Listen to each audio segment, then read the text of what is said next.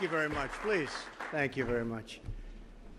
As governors, we all sort of get together and we have a good time, but we're going to accomplish a lot. It's going to be a very good meeting. Tremendous things are happening for our country. I'm now, right after this meeting, I leave for Vietnam, where I meet with Chairman Kim, and we talk about something that, frankly, he never spoke to anybody about, but we're speaking loud, and I think we can have a very good summit. I think we'll have a very tremendous summit. We want denuclearization, and I think he'll have a country that will set a lot of records for speed in terms of an economy. And I told you last night, it was a lovely dinner, but I told you how well we did with our trade talks in China, and it looks like they'll be coming back quickly again, and we're going to have another summit. We're going to have a signing summit, which is even better. So hopefully we can get that completed, but we're getting very, very close. Ambassador Lighthizer, Steve Mnuchin, a lot of folks in the room have been helping, and that's been great. And I just see our great secretary sitting there on drug prices. First time in 54 years that drug prices have actually gone down this year. So, Mr. Secretary, thank you very much. That's a great job.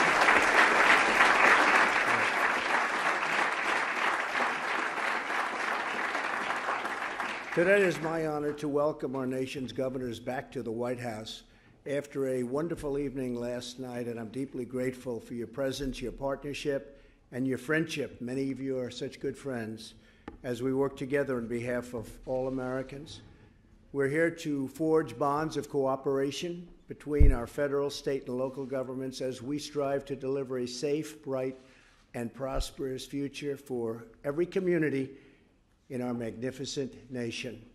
Thank you as well to all of my cabinet secretaries who are here today to share their energy, expertise, and devotion. They are devoted, they work so hard, and they're doing a terrific job. There are few, I say there are none, but there are few administrations that have accomplished what we've accomplished over the last 2 years, in the first 2 years. It's been pretty incredible with tax cuts and regulation cuts, more regulations than any other administration in history, and that's very important.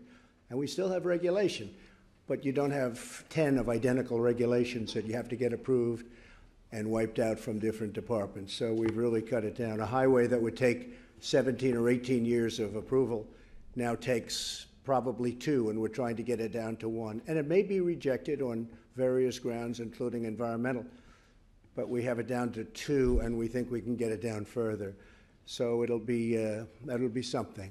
You know, you have many highways and many roadways, and they're tied up for many years, and that won't be happening too much anymore. In my State of the Union address, I outlined many bipartisan priorities that we all share: delivering fair trade, rebuilding our nation's infrastructure, which we are going to work very hard on, because as governors, that has to be music to your ears.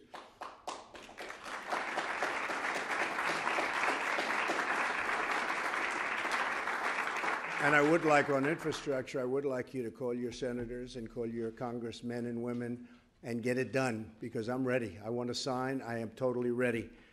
Reducing the price of health care and prescription drugs, and we've made a lot of progress. As I said, first year in 54 years that prescription prices have gone down, which is a big statement, but we can get them a lot lower. We're in the process, Mr. Secretary, of doing that. Creating a safe and lawful immigration system, and keeping America safe. We're gathered today at a truly incredible time for our nation. Things are happening like rarely ever before. Since the election, we've created more than 5.3 million new jobs, including 500,000 brand new manufacturing jobs, and that number is going to go over 600,000 manufacturing jobs in just a very short period of time. And if you remember, manufacturing jobs were never coming back to our country. Well, they are coming back, and they're coming back very strongly. And we have companies opening up in the United States that we thought we lost that would never be back. And some are coming back, and some are brand new, and they're big. And they're coming in, they're moving in, which is one of the reasons we need people to come in. They have to come in through a legal process. But with a 3.7 unemployment, we need to have people coming in. We need workers, frankly, because we have all of these companies pouring in. We were just discussing our great new governor of Michigan last night, where you have some good news coming up very soon, and we have car companies opening up in Michigan and Ohio and Pennsylvania and so many other places. I was with Prime Minister Abe of Japan, and he was saying could be 7 different plants in a very short period of time, not to mention all of the plants that have already opened. So we need people. We have to have people, and they have to come in, but they have to come in legally and through merit. Nearly 5 million Americans have been lifted off of food stamps during this very short period of time. Blue-collar jobs are growing at their fastest pace in many decades. The unemployment rates for African Americans, and you've heard this many times, Hispanic Americans and Asian Americans have all reached their lowest levels ever recorded. And with women, it's now 64 years, lowest in 64 years. Soon it'll be historic. So America now has really the hottest economy on earth. Whenever I greet a prime minister or a president or any leaders of any countries, they always start off by saying, congratulations on your economy. It's been incredible. Congratulations. And many of them are trying to follow our formula, which was cutting taxes, cutting regulations, and many other things. We give incentives, and we work very hard at getting companies to come back in. Those companies that left, we in particular, we want to work. They left our country. They fired all of their workers. They moved to another country. They're now coming back. It's a great thing. In a few moments, our first session on vocational training and workforce development will begin. We want every citizen to gain the cutting-edge skills they need to enjoy a rewarding, lifelong career.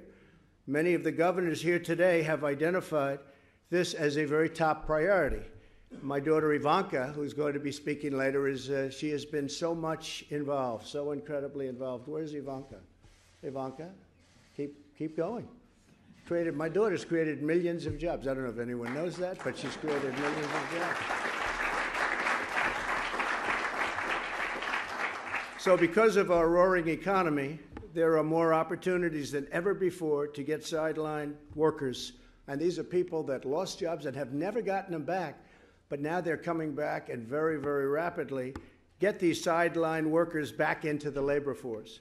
Last year, my administration created the Council for American Worker and launched the Pledge of America's Workers, where we've gained commitments from private sector leaders to hire and train more than 6.5 million Americans. Think of it, 6.5 million. And these are jobs that, for the most part, would not have happened. I was also proud to sign a modernized Perkins Vocational and Technical Education Act into law. We believe 2 simple rules: buy American and hire American. It used to be a terrible thing when you said America first. People said all sorts of things. It's terrible. It's a horrible. It's America first. It's make America great again. It's whatever you want to call it, but that's the way it is.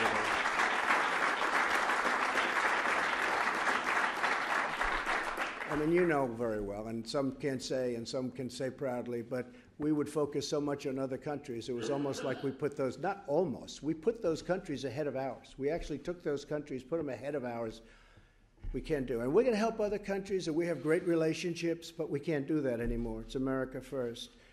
Today, we also will discuss the bold action we took to address economic inequality by establishing opportunity zones as part of our historic tax cuts. It's incredible what's going on. I don't know, I think some of you really see it, Kay.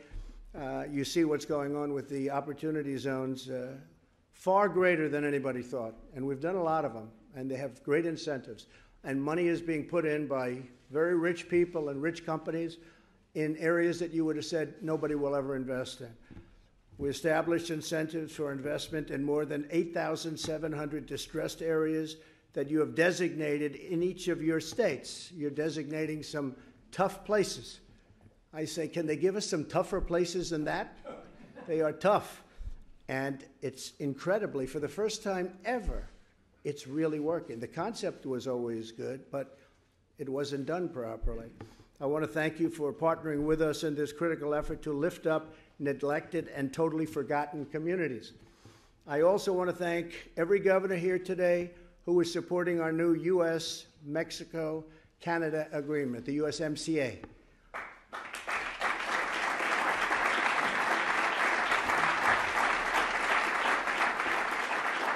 I've long said that NAFTA is the worst trade deal that any country has ever signed.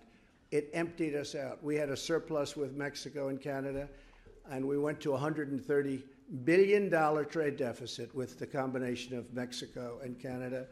And this deal will bring it back. We're opening it up to farmers. We're opening Canada, as an example, and Mexico to farmers. They were closed. It was a closed shop. They had all sorts of non-monetary trade barriers, and they had monetary trade barriers. They were charging for certain agricultural products an almost 300% tariff. Nobody ever talked about it. Nobody ever knew about it. And I'd go up to Wisconsin, and the farmers would say, "Sir, we can't compete. They're charging us 287%, to be exact." I said, "You got to be kidding." And we did something about it. So the USMCA is very important. It'll help our dairy farmers in Wisconsin, our winemakers in Oregon and Washington and California, our automakers in Michigan and Ohio and Pennsylvania and all over, and dozens of other states and ranchers and farmers and growers and manufacturers from coast to coast. It's a very, very comprehensive deal. It's a deal that nobody thought we'd be able to get approved. I was able to get it approved, to be honest with you, by using tariffs. I was putting very substantial tariffs, or was getting ready to, on Canada, who was very tough to negotiate. You know, we think of, oh, Canada. Well, oh, Canada's tough. They're tough. And I said, look, you know, you're either going to do this or we're going to put 25% tariffs on your cars that you ship in here by the millions. And every time we had a problem, we just said, that's okay, don't worry about it, we'll put the tariffs on. And they said, okay, fine, that's okay, we'll sign. It was tough. It was a really tough negotiation. And same thing with Mexico. But in the end, we got it done. And it's a great deal for us. And it's a very good deal, I think, for Canada and for Mexico. They have to get it approved also. We have to get it approved. Let's see what happens. And I think it probably will be. It should, I think from our standpoint, I know how much they hate me. But they have to hate me even more not to get this deal approved, okay? That's the only thing I can say. To be a prosperous nation, we must also be a safe nation. We passed groundbreaking criminal justice reform, and I have to thank so many people for that. But this was where super conservatives got together with super liberals, believe it or not. I mean, I'm looking at names on both sides and right down the middle, criminal justice reform, where people are put into a jail for a pretty minor act. There's nothing minor, but a pretty minor act, and they're put in jail for 45 years and 50 years, and there's no chance of ever coming out. And it was a very, and it's very tough, by the way. A lot of conservatives signed it, and signed it very willingly. In fact, they pushed it. They were pushing it, I think, as hard as the other side. But it's very, very important. Many states here today are following the same roadmap to help former inmates become productive and law-abiding citizens. And one of the things that's helping the inmates so much, you know this probably better than I do, the economy is so strong that inmates for the first time are getting jobs when they come out. And I have a friend who's hired 7 or 8. I can't say everyone was perfect, but he said 5 are, I'll always have them. They're great. They got a chance. Nobody would hire them because they have that, whatever it is in the background, and it's a very tough situation for them in the past. But the economy is so strong. The economy, the strength of the economy became our best friend. They couldn't get workers, and now they're hiring people that they normally wouldn't have. And the results are incredible. Companies all over the country are saying, wow, they're really doing a great job, and it makes me very happy. I think without that very powerful economy, it couldn't happen. So finally, to protect our communities, we must secure the border against human trafficking, drug smuggling, and crime of all types. The human trafficking is a tremendous problem where mostly women, and they're tied up and they're taped up and they're put in the back of cars, and the car does not come through the port of entry. I mean, you watch this. Everything comes through. 90% of the drugs don't come through the port of entry. 90% of the drugs and the big stuff goes out to the desert, makes a left, and goes where you don't have any wall. I'm going to call it a wall. You know, they'd like me to call it a barrier. It's a wall. It's a big, beautiful, powerful steel wall that you can see through, which is very important to be able to see through. And if you don't have it, you're not going to have borders. You're not going to have a country pretty soon, because we're spending a fortune. We're doing an incredible job. The Border Patrol has been amazing. The military has been amazing. I called in the military, and they've been amazing. But if we had a wall, we'd save a fortune, not only on drugs that are being smuggled into the country, and you're talking about billions and billions and billions of dollars worth of drugs, but would save it just on not having to pay military, not having to pay so much in the Border Patrol. The Border Patrol can go to other locations and other places. But I'll say this, Border Patrol and ICE, and I'm proud of ICE because they go into areas where a lot of people don't want to go, including law enforcement. These are tough, tough people that they're dealing with, and you need tough people. The ICE people, they're tough, but they're incredible. I mean, they're just incredible in so many ways. They are patriotic people. They love our country. They want it to work, and they'll go into situations that you want no part of. When you look at these MS-13 gangs, sheriffs all over the country have told me we're very happy to have ICE come in and take over, because this is a group of people that hard to even understand how they could have developed this way. They're mean, they're sadistic, the crimes are incredible. We're taking them out by the thousands, and we're bringing them back to where they came from. And in some cases, we're putting them in jail, but, you know, then we pay for them for the next 40 years. But we're bringing them back where they came from. And I told Guatemala, and I told Honduras, and I told El Salvador, 3 places where they send us tremendous numbers of people. And they're rough people. They're not sending us their finest. It doesn't make sense. Why would they send their finest? They're sending us some very, as I would sometimes say, rough hombres. These are rough, tough people, many criminal people. And I told these 3 countries, you know, we send them $500 million a year. I said, we're not sending it anymore. And you organize caravans. And these caravans that are coming up, we had one, and we've broken them up. I don't know if you've been seeing. We've broken them up. We've gotten them broken up in many cases now before they get here. But you take a look at Tijuana, Mexico. Thousands and thousands of people are sitting there trying to get into our country. And if we didn't have a wall there that we've totally renovated and fixed, if we didn't have that wall, it would be impossible even for the military to stop them. Because don't forget, unlike other countries, and this is a good thing, I don't want to create controversy because I hate controversy, believe me. But unlike other countries, we don't let people get shot. You know, we don't have people standing there with the most sophisticated machine guns in the world and use them. Many countries do. Many countries do. We can't do that. We can't do that. This country can't do that. But the barrier does it very simply. It just doesn't let them in. So you take a look at a place like Tijuana and other places.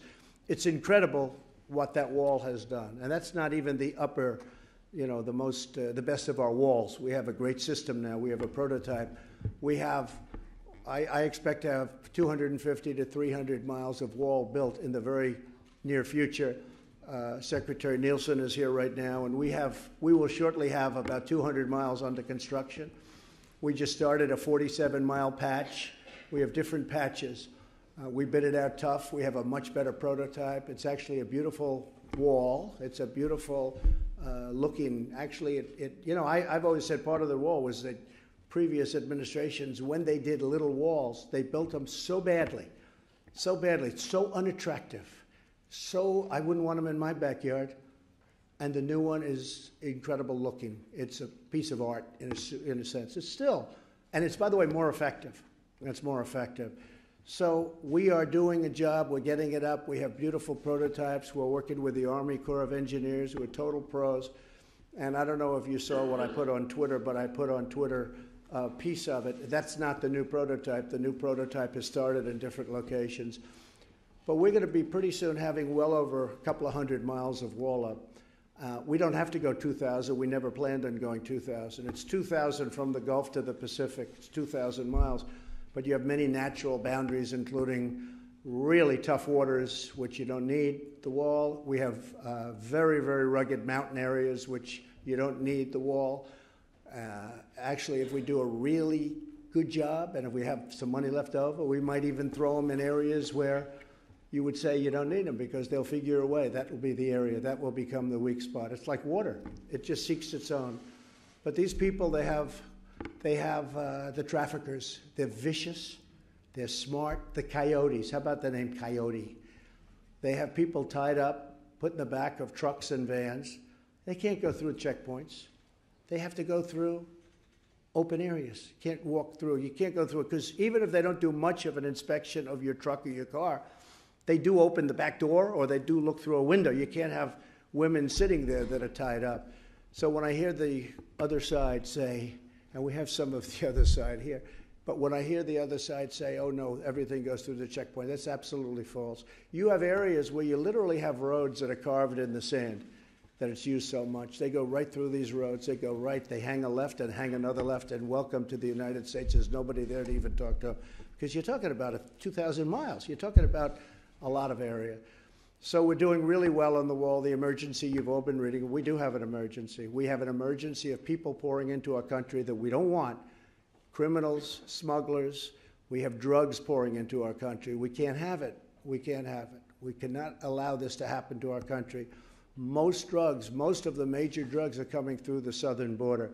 This will make it, you're never going to stop it completely, but we can stop it a lot. One of the things that Ambassador Lighthizer and Steve and all of the people that are working with China, the fentanyl is a tremendous problem. It seems to be made 100% in China, 100%. Now, China is paying us right now billions and billions of dollars of tariffs a month. Every month, billions of dollars. I love it, personally. I love it. But they're paying billions of dollars, and it's hurting them. It's not good for them. And I said to President Xi, I said, President, you have to do me a favor. As part of our trade deal, it has nothing to do with trade, or certainly very little, but we're having shipped over here from China fentanyl. It's killing 88,000 people a year, and probably more. That's just the ones we know about. It's deadly. A little tiny spoonful can wipe out a state. It's hard to believe. Can wipe out an entire state. A spoonful of this stuff. And in China, they have a very, very tough penalty for drugs. It's called the death penalty. And I said to President Xi, you don't have much of a drug problem. Do you have a drug problem? No. No drug problem. I said, so you have 1.4 billion people, and you don't have a drug problem. That's right, no drug problem. I said, what do you attribute that to? Death penalty, quick trial. They don't have trials that last 19 years. At the end of the judge dies, everybody dies. The only one living is the one that did the damage. You know, they have what's called a quick trial. It goes quick. It doesn't take a lot of time. And if you're a drug dealer, you say, you know what, maybe I'll just sort of stay out of China. Singapore, the same thing. So I said to President Xi, I said, you know, if you would criminalize the sale of fentanyl into the United States, you would be saving many, many lives. It took me 1 minute, and he agreed. Because it's not criminalized. I think they view it as an industrial drug or something. It's not criminalized.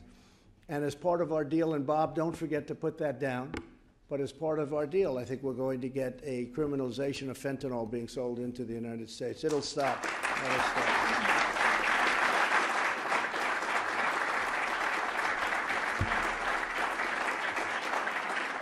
Very important. And I have to tell you, I have to really thank President Xi both for that, and he has been a big help with respect to North Korea. I have a very, very good relationship with Kim Jong-un, very, very good, but we need all the help we can get. And as you know, about 92% of the goods going into North Korea go through China, and President Xi's been very good. He's been very, very good. Now, you know, it helps that we are in a strong trading position, but nevertheless, he's been very strong, and he's, for the most part, held it. At the beginning, he was perfect. I told him the other day, at the beginning, you were perfect. Now you're good. Not quite as good. You got to get better. But maybe we'll make a deal, and then we won't have to worry about that any longer. So that'll be something really great. But he's been great, and the fentanyl is, they're already working on that process. And, you know, I said, do you need any other approvals? No. I said, well, that works a lot different than this country. He needs no other approval. When I got the basketball players out, the 3 basketball players, that was a beautiful scene. I was in China, and you have these 3, you know, potential stars, and I guess they're going into the NBA draft or just have. But I said, would you do me a favor? 3 players were just arrested. They were arrested for stealing in Louis Vuitton sunglasses. And I wasn't happy with those 3 players because they never gave our country much credit for having gotten them out. And believe me, they'd be in jail. Stealing in a store in China is a very big offense. And I said, would you do me a favor? I was having dinner with him at this incredible show that he put on in a ballroom, the likes of which few people have ever seen. It was an incredible evening. Melania is here, and I'm talking. And it just happened. And they were arrested. They were put in jail. And I said, Mr. President, could you do me a favor? Could you let the 3 basketball players out? He didn't know about it. He called over his people. He's got 10 people standing behind him. Everyone is central casting. Central casting. Glasses, pad. Boom. He was over. He came back. He reported within 2 minutes, explained basketball players, bomb, bomb.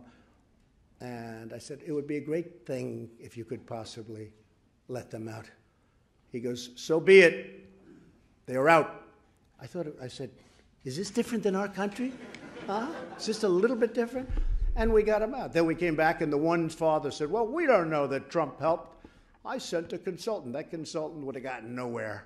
But, we just have a great relationship with so many of these countries, and I think in some cases it's tough. There are many countries that take advantage of us very seriously, both at NATO and on trade. The European Union's very, very tough, very, very tough. They don't allow our products in. They don't allow our farming goods in. You people know, many of you represent farm states. They won't, you know that better than anybody, they won't allow our farm products in. They don't take any. They have these monetary barriers that are brutal. They're worse than than others.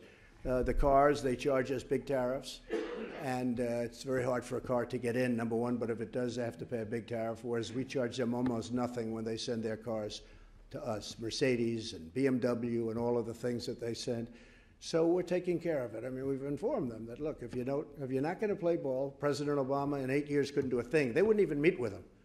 They said, we have no intention of meeting. They wouldn't even meet with President Obama. They wouldn't meet with President Bush. EU is one of the toughest, maybe the toughest, maybe in certain ways tougher than China, just smaller from our standpoint. But they have to meet, and we told them, have to meet, sorry. And if you don't meet, we're going to tariff the hell out of you. And they're going to meet. I mean, they're going to meet. But we lost last year with the European Union $151 billion. This has been going on for many years. Think of it, $151 billion. We take their product, they don't take ours. We don't charge them tariffs, they charge us tariffs. Other than that, it's a very fair arrangement. And by the way, we pay for their military because we pay almost, getting close to 100% for their military. I've gotten them to put up over $100 billion toward NATO, which has made a big impact. But so they have to treat us fairly. We want to have a great relationship. I have a great relationship with the leaders, but we have to be treated fairly. So overall, we're doing a great job for our country. Our country has rarely done better, maybe never done better from an economy standpoint. We're very proud of it. And we have tremendous potential when we fix these trade deals because we're being ripped by everybody. We are just being ripped. We lose $800 billion a year on trade. Think of it. It's inconceivable. $800 billion. Nobody even knows what that means. And we're fixing that all up. We start with Mexico, Canada, China. China's the big one. China's 50% of the number, even more. And we're doing very well. That could happen fairly soon, or it might not happen at all, okay? Might not happen at all, but I think it's going to happen, and it could happen fairly soon. The relationship is great. So I just want to thank all of the governors for being here. You're very special people. I think we have 17 brand new governors, right? Brand new ones, very smart ones like my friend, huh? Congratulations, it's a great, you have such an easy state. That's so easy. Great state of Illinois, what an easy state. I don't know, huh? Have you found it to be easier or tougher than you thought? Well, you're going to help us out. I'll help you out. I'd help everybody out. I'm going to help you out. Congratulations. It's an honor to have you all at the White House. Thank you very much. Thank you. Thank you.